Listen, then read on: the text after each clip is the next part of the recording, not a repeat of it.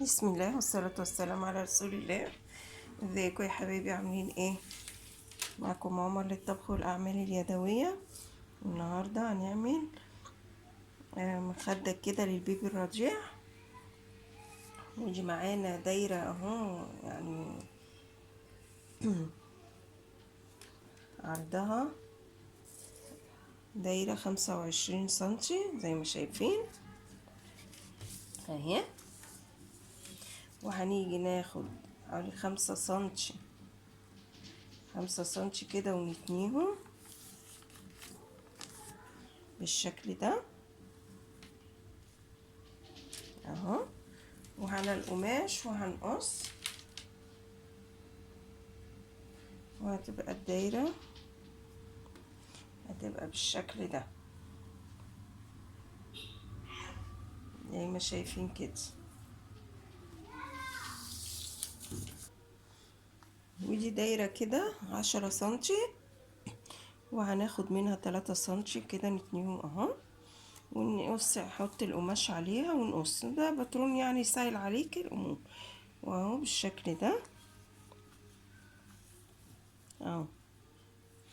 انا حطيتها، قصيتها طبقتين، وحطيت عليها الفايبر وخيطت عليها داير ما يدور بالشكل ده، وهقلبها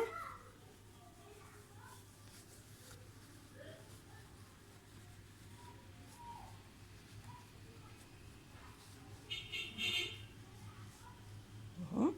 ومن النص كده هندي غرزة كده بالإبرة بقى بالمكنة زي ما المتاح عندك اهو كده، عشان تدينا الشكل ده. ده يبقى معانا منها 2.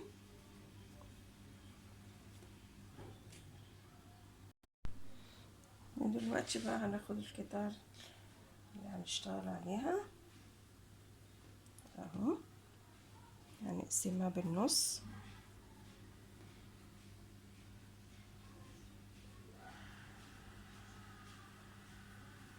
من عند الدايرة اللي هي اللي فوق،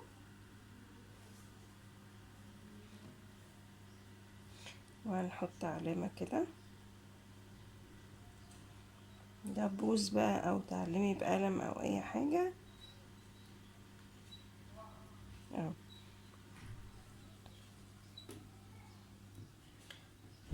ونحط بقى ايه الودان دي بالشكل ده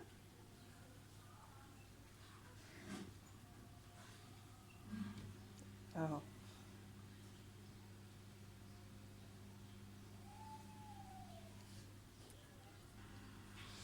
وبرضو نجي كده ايه دبوس نمسك بيه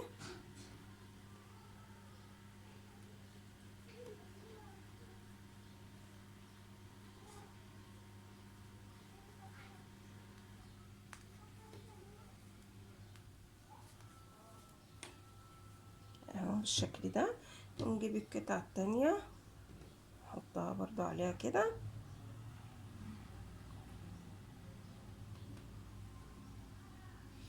وندبس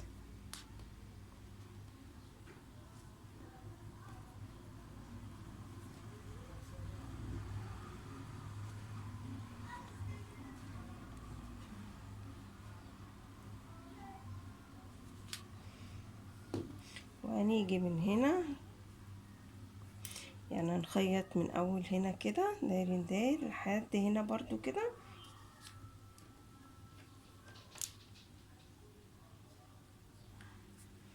ونسيب المسافة دي عشان نقلب منها. يعني نخيط داير ما يدور كده، وهنسيب المسافة دي عشان نقلب منها.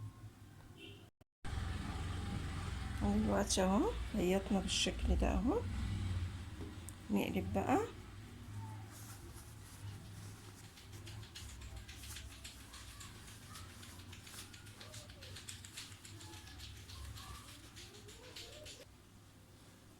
قلبناها بالشكل ده اهو. شايفين قمر ازاي؟ هنجيب الفايبر بقى ونحشيها. ودلوقتي بعد ما حشيناها بالشكل ده هنبدأ بقى نقفل الخياطة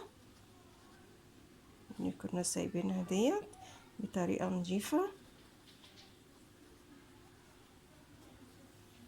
تاخدي غرزة كده من هنا وغرزة من هنا، شدي كده يبقى شغلك ايه نضيف